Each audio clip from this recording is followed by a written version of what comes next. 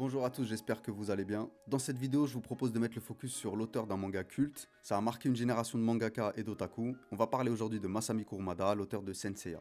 C'est parti.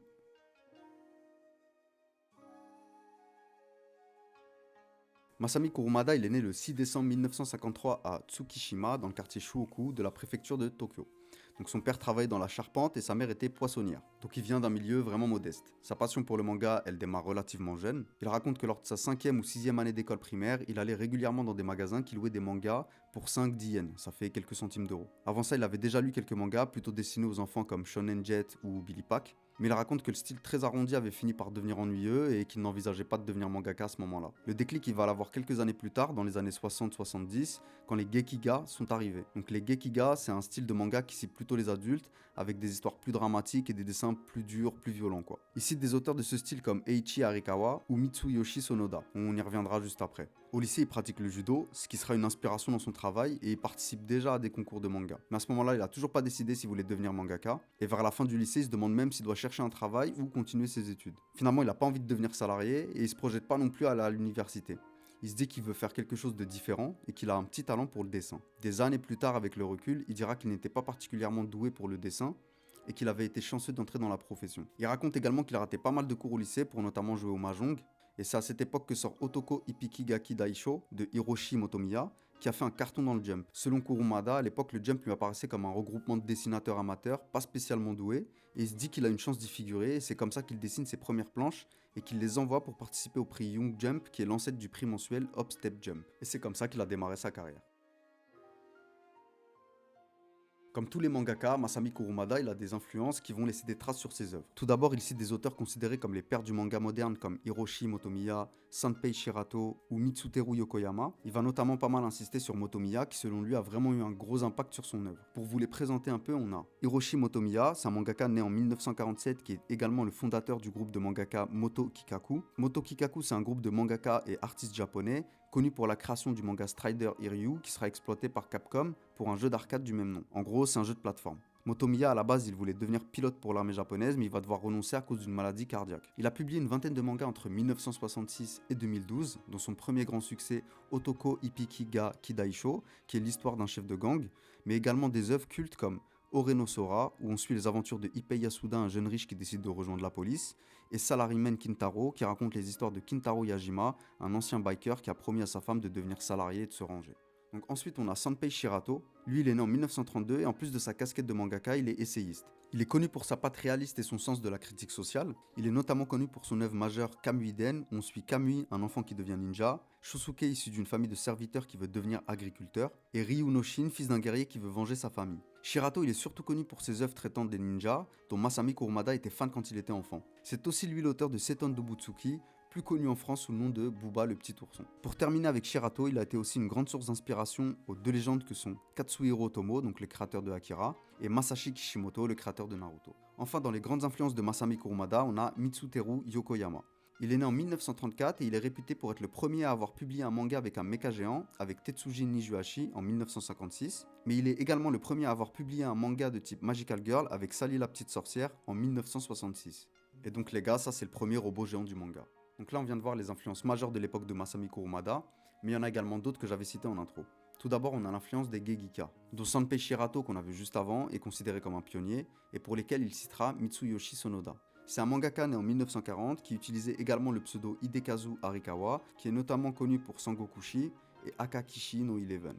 Sangokushi, c'est un manga qui reprend l'histoire des trois royaumes de Shu, Wei et Wu en Chine. Il y a d'ailleurs pas mal de mangaka qui reprennent ce thème, comme par exemple Hiromu Arakawa qu'on a vu dans une vidéo précédente, mais aussi Mitsuteru Yokoyama qu'on vient de voir. Sonoda, c'est aussi l'auteur de Akakishi no Eleven, qui est le premier manga consacré au football. C'est écrit par Ikki Kajiwara et dessiné par Sonoda lui-même, et on peut dire que c'est un peu l'ancêtre de Olive et Tom. Je viens de citer Ikki Kajiwara, pour ceux qui n'ont pas vu la vidéo sur Kazuki Takahashi, je vous invite à checker. Ikki Kajiwara et Osamu Tezuka ils font aussi partie des influences revendiquées de Kurumada. Donc pour finir avec les influences, Masami Kurumada il s'est aussi beaucoup inspiré des différentes mythologies, comme la grecque, la japonaise ou encore la chinoise, et c'est ce qu'on retrouvera notamment dans Senseiya. Comme on l'a vu au début de la vidéo, Masami Kurumada, à la fin du lycée, il est encore indécis, mais il va quand même envoyer des planches au Jump et tenter sa chance. Il raconte que dès l'envoi de son premier manga, il était convaincu qu'il allait directement être publié, Étant donné qu'il ne reçoit aucune news de leur part, il décide de se rendre directement dans leur bureau pour comprendre ce qui se passe. À ce moment-là, il y a le manga Samurai Giants de Ko Inoue, qui est un manga de baseball, qui est en cours de publication, et il s'avère qu'il recherchait des assistants pour l'aider à dessiner. C'est comme ça que Masami Kurumada il va rencontrer le Tanto de Samurai Giants, Sumire-san. Donc Tanto, c'est le responsable éditorial, qui va lui proposer de travailler sur Samurai Giants, ce que Masami Kurumada il va accepter. Donc ça se produit pendant sa dernière année de lycée, il va rester à ce poste pendant 2 ans et demi. À cette époque, la rémunération d'un assistant c'est d'environ 5 000 yens pour une séance, ce qui représente à peu près 20 000 yens par semaine, soit 125 euros. Avec un loyer de 8 000 yens, Masami Kurumada il rencontre quelques difficultés et c'est pourquoi il prend un mi-temps où il fait le ménage dans les buildings. Et sur son temps libre, il continue de dessiner ses propres mangas. Pour résumer un peu cette première partie, Masami Kurumada il vient d'un milieu modeste, depuis petit il consomme du manga mais ça le transcende pas, jusqu'à l'arrivée des Geigika. Il va donc être très influencé par des anciens comme Hiroshi Motomiya, Sanpei Shirato, Mitsuteru Yokoyama ou encore Mitsuyoshi Sonoda. Il va envoyer ses premières planches au Jump à la fin du lycée et il va se retrouver à devenir assistant pour Samurai Giants pendant 2 ans et demi. Dans le même temps, il va continuer à dessiner ses propres mangas jusqu'à sortir ses premières œuvres qu'on va voir maintenant.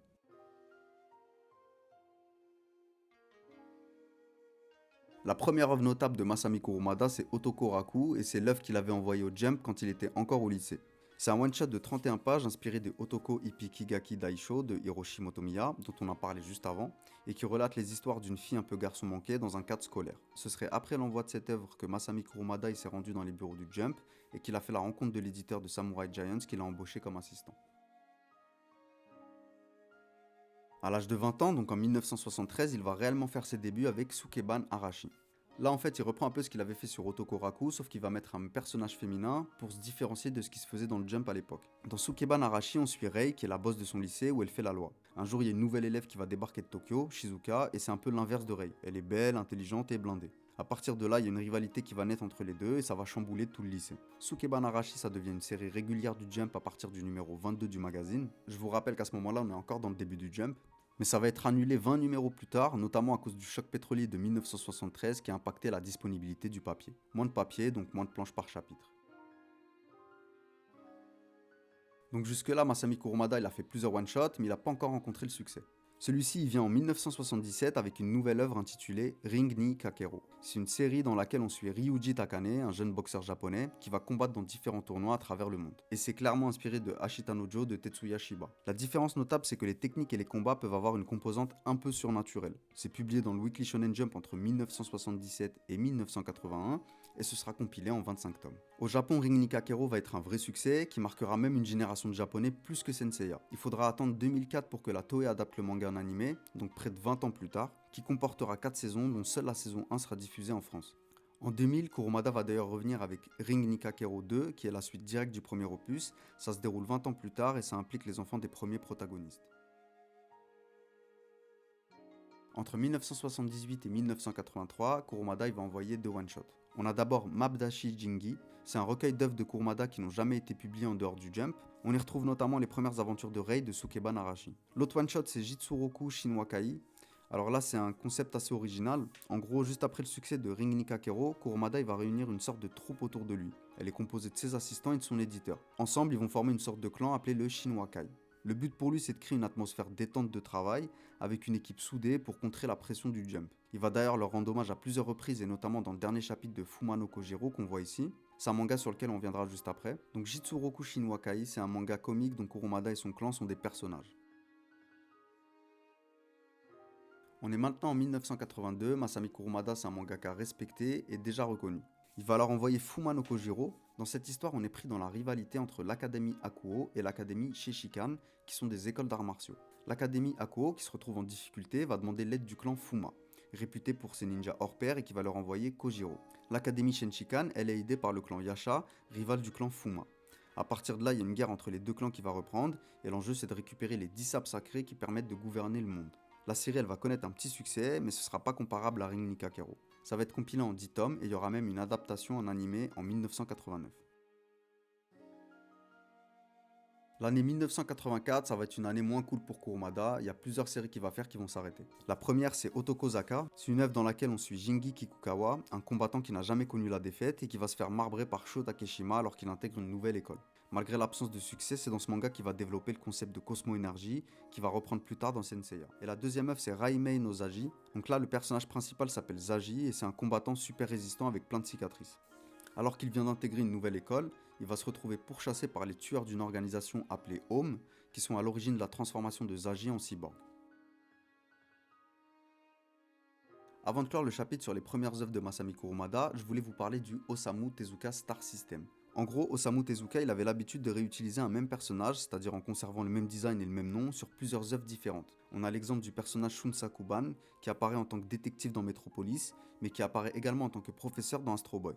Le terme de Star System, c'est en fait une analogie avec le cinéma et le fait que certains réalisateurs tournent avec les mêmes acteurs sur plusieurs films. Et de la même manière, Kurumada il va utiliser cette technique. Par exemple, Ryuji Takane de Ring Nikakero va servir de base à son personnage principal dans beaucoup de ses œuvres. Jingi Kikukawa dans Otokozaka, Kojiro dans Fuma no Kojiro, Seiya dans Senseiya, et il y en a encore d'autres. Donc voilà, milieu des années 80, Masami Kurumada c'est déjà un peu un ancien. Pour reprendre un peu l'ordre de ses premières œuvres notables, on a Otokoraku qui lui permet de rencontrer l'éditeur de Samurai Giants et de démarrer en tant qu'assistant. Puis il connaît son premier gros succès en 1977 avec Ring Nikakero. Il refait encore un petit succès avec Fuma no Kojiro en 1982. Et entre temps, il a envoyé quelques one-shots mais qui ont floppé.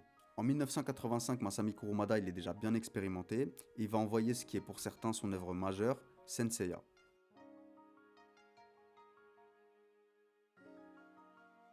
Là, il veut créer un shonen à la limite du Sentai. Donc les Sentai, pour rappel, c'est un sous-genre des tokusatsu, c'est-à-dire des séries de super-héros à la japonaise comme Power Rangers. Et il va commencer par établir un équilibre classique. Un héros sanguin, un mec sérieux, un mec cool, un mec très puissant et un mec mystérieux. Pour Ring Nikakero, il s'était déjà inspiré de la mythologie grecque pour construire ses personnages. Et pour Senseiya, il va devoir approfondir ses recherches pour créer les nombreux ennemis qui se succèdent. Et d'ailleurs, il va pas se contenter de s'inspirer de la mythologie grecque, mais également de la mythologie scandinave, chinoise, japonaise, tout en se servant de références religieuses plus modernes. Dans ses interviews, il dit qu'il s'inspire des mangas qu'il a lus par le passé, mais aussi de personnages de films, surtout de Yakuza.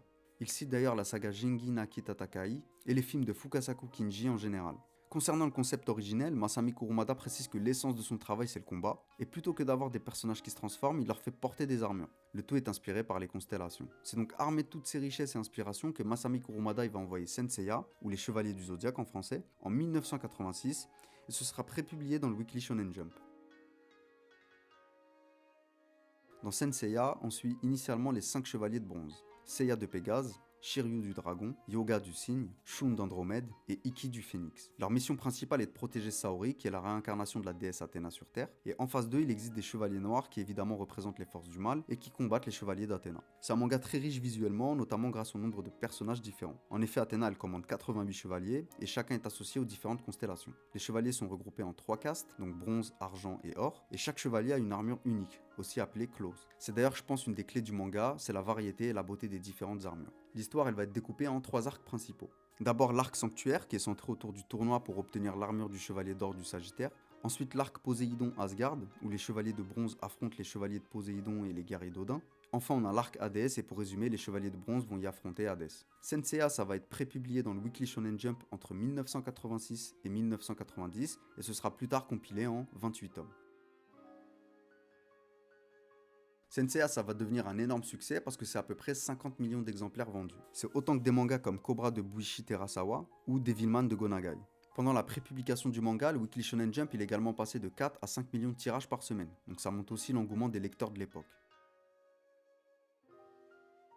Comme tout manga à succès, la série elle va connaître des adaptations en tout genre, des animés, des films, des jeux vidéo, des jouets, des jeux de société et même une comédie musicale en 1993. Donc Masami Kurumada il est souvent questionné sur sa rivalité avec Akira Toriyama en interview et il répond: c'est un génie et j'ai besoin de faire des efforts. S'il est un œuf d'or, je suis un œuf de fer. J'ai toujours besoin de polir la surface pour éviter la rouille et perdre l'éclat, mais je pense qu'avec effort et application, je peux le faire briller autant que lui. Donc pour rappel, DBZ s'est sorti dans le Jump entre 1989 et 1996, donc juste après la fin de Senseiya. L'adaptation en anime elle arrive rapidement, dès 1986, donc la même année que la publication du manga dans le Jump. Elle rencontre un tel succès que c'est diffusé pendant 3 ans. Sur la fin du manga, Masami Kurumada il déclare que dessiner chaque jour des personnages avec des armures de plus en plus complexes, ça commence à le vider de son énergie. Il voulait initialement clore la série avec les duos originels Chronos et Gaia, mais il est cuit après l'Arcades. Concernant l'adaptation en anime, elle est scindée en 2.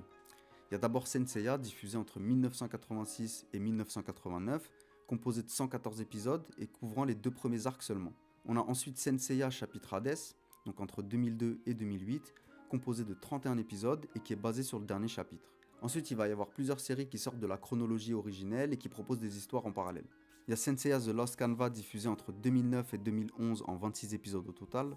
Ensuite, on a Senseiya Omega diffusé entre 2012 et 2014 qui compte 97 épisodes. Puis Senseiya Soul of God diffusé en 2015 en 13 épisodes. Et enfin Knights of the Zodiac produit par Netflix et sorti en 2019 et qui sera composé de 24 épisodes. Il va y avoir aussi plusieurs films. En 1987, on a Eris, la légende de la pomme d'or, réalisé par Kozo Morishita. En 1988, on a La guerre des dieux de Shigeyasu Yamauchi et Les guerriers d'Abel, toujours du même réalisateur. En 1989, on a Lucifer, le dieu des enfers de Masayuki Akei. En 2004, on a Chapitre du monde céleste. En 2014, on a La légende du sanctuaire 14 de Keiichi Sato. Et plus récemment, en 2023, on a Knights of the Zodiac, qui est un film américano-japonais produit notamment par la Toei. Après le succès de Senseiya, il va y avoir plusieurs spin-offs qui vont être réalisés par les assistants de Kurumada. Pour choisir les mangaka, Kurumada il va imposer 3 conditions. La première, c'est savoir dessiner les armures. La deuxième, c'est retranscrire le charme masculin. Et la troisième, c'est comprendre l'esprit de Kurumada. Je vous propose de mettre le focus sur 2 de ces mangaka. On a d'abord Shiori Teshigori et Megumu Okada. Tout d'abord, Shiori Teshigori, c'est une mangaka qui a été repérée par la Akita Shoten et qui a principalement produit des shoujo. Grâce à ses talents de dessinatrice et à sa réputation, elle va se voir proposer le dessin de Senseiya The Lost Canva. Elle qui était fan depuis son enfance du manga, c'est un rêve pour elle. Elle va donc travailler sur plusieurs spin-offs. On a d'abord Senseiya Lost Canva entre 2006 et 2011, puis Senseiya Lost Canva Chronicles entre 2011 et 2016. L'autre mangaka qui va laisser son empreinte sur l'univers Senseiya, c'est Megumu Okada. Donc Kurumada il supervise son travail de loin, mais il le laisse totalement libre quant au développement de l'histoire, ce qui va permettre d'imposer un style et une histoire forte. Megumu Okada, c'est lui qui a développé Senseiya épisode G entre 2002 et 2013. Le G c'est pour Gold, donc ça retrace l'histoire des Chevaliers d'Or. Ensuite, il a travaillé sur Senseiya épisode G Assassin entre 2014 et 2019. Et enfin, plus récemment, Senseiya épisode G Requiem depuis 2019. En réalité, il y a d'autres spin-offs commandés par Kurumada lui-même, et j'avais pas envie de me lancer dans un listing chiant et long. Évidemment, il y a eu un tas de jeux vidéo sur à peu près toutes les consoles. S'il y a des gens qui ont des recos à faire, n'hésitez pas à les mettre dans les commentaires. Mais comme vous pouvez imaginer, avec tout succès, il y a tout un univers de jouets et de produits merch. Pour finir sur Senseiya, comme vous pouvez l'imaginer, ça a influencé toute une génération de mangaka. On a notamment Tite Kubo, le créateur de Bleach, qui déclare que Senseiya c'est une de ses plus grandes inspirations, notamment pour les armes, les personnages et les batailles. Mais on a également des séries comme Gundam Wing qui en ont tiré une vraie inspiration. Bon voilà, on a fait un peu le tour de Senseiya pour reprendre un peu. Donc après son succès avec Ring Nikakero en 1977, Masami Kurumada il est un peu dans le creux de la vague et il va pouvoir se relancer avec Senseiya. Le succès il est énorme puisque ça s'écoule à plus de 50 millions d'exemplaires. Le manga il va connaître plein d'adaptations et plein de spin-offs et il va influencer un tas de mangas comme Bleach ou encore Gundam Wing. Après l'aventure Senseiya, Masami Kurumada il continue d'envoyer des œuvres, mais il va connaître une petite période avec un enchaînement de flops.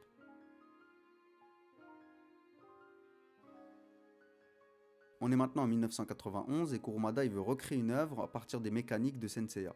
Et il va envoyer Silent Night Sho. Dans cette histoire, on suit Sho, un étudiant qui a pour meilleur ami un faucon, Pitan, qu'il suit depuis l'enfance. Sho, il a des pouvoirs dont il ignore l'existence, et un jour, alors qu'il est attaqué par une espèce de T-Rex, il va faire appel à un pouvoir mystérieux qui lui permet de faire apparaître une armure autour de son corps. Dans le même temps, il fait la rencontre de Shirin, une fée, qui lui révèle que le monstre vient en fait d'une organisation qui s'appelle Neo Society, tout comme lui. Donc voilà, je pense que vous avez capté un peu l'influence de Senseiya. Dans Silent Night Show, on a des guerriers qui combattent avec des armures, mais au lieu de s'inspirer des constellations, ça s'inspire des animaux. Malheureusement, ça a arrêté assez rapidement et ce sera finalement compilé en 2 tomes.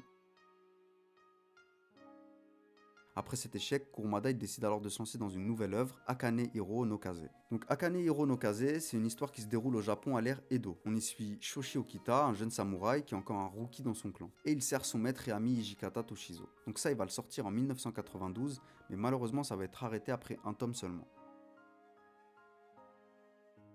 Dans la foulée, il va envoyer une nouvelle série, Aoi Tori no Shinwa Blue Meat. C'est un récit qui a pour thème le baseball. On y suit Aoi Tendo, dont le frère est mort en rentrant d'un championnat de baseball. Pour le venger, entre guillemets, il va se fixer comme objectif de devenir le meilleur lanceur. La série, elle sortira en 1992 et elle aura le droit qu'à 2 chapitres et finira comme série abandonnée.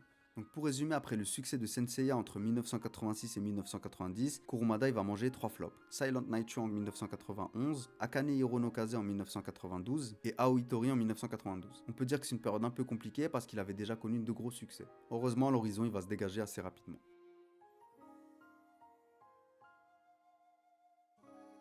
En 1994, Kurumada va avoir une opportunité avec la Kadokawa pour publier dans le magazine Monthly Shonen Ace. Le groupe Kadokawa, c'est un conglomérat de plusieurs sociétés qui opèrent dans les médias, l'édition ou encore les jeux vidéo. Pour eux, Kurumada va sortir une nouvelle série, Beatex. Dans cette histoire, on suit 2 frères orphelins, Teppei et Kotaro, alors que l'aîné, Kotaro, qui est brillant, part à Berlin pour parfaire ses connaissances. Teppei reste seul sur leur île natale.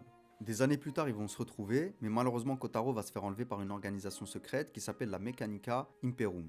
Leur but c'est de dominer le monde à l'aide d'une armée de robots mi-méca, mi-biologiques appelés des BT. A partir de là, Teppei va tout faire pour libérer son frère de l'organisation, aidé notamment par X, un BT légendaire. Le manga il sera prépublié entre 1994 et 2000 et sera finalement compilé en 16 tomes. 2 ans après la première prépublication, ça va même être adapté en premier animé de 25 épisodes, produit par la TMS Entertainment. Puis en 1997, il va y avoir une deuxième adaptation appelée Bitex Neo en 14 épisodes. En 1996, pour fêter ses 25 ans de carrière, Kurumada il va envoyer encore un one-shot. Evil Crusher Maya. L'histoire elle démarre avec une jeune fille, Nana, qui est poursuivie par un homme et 3 chiens. Alors qu'il se rapproche d'elle, la tête de l'homme explose et un homme mystérieux apparaît. Il explique à Nana que ses poursuivants étaient en fait des démons, et ce sauveur il s'appelle Maya, il est connu chez les démons comme Evil Crusher Maya. D'après les critiques, le manga il est au top graphiquement et Kurumada il s'éloigne un peu du délire des armures. Ce manga il a été publié par le Shonen Gangan de Square Enix. Pour ceux qui ont loupé la vidéo sur Hiromu Arakawa, Square Enix c'est la maison d'édition qui avait publié Full Metal Alchemist.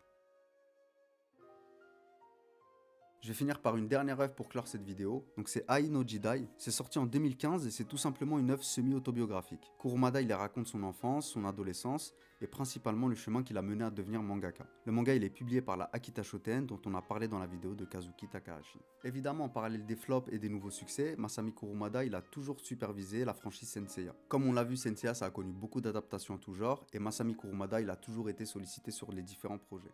On arrive à la fin de cette vidéo, j'espère que vous avez kiffé. N'hésitez pas à me dire ce que vous en avez pensé en commentaire. Et si ce n'est pas déjà fait, abonnez-vous et déclenchez la cloche. Si vous avez des ressources ou des infos à partager, n'hésitez pas, vous êtes les bienvenus. Et sur ce, je vous dis à la prochaine.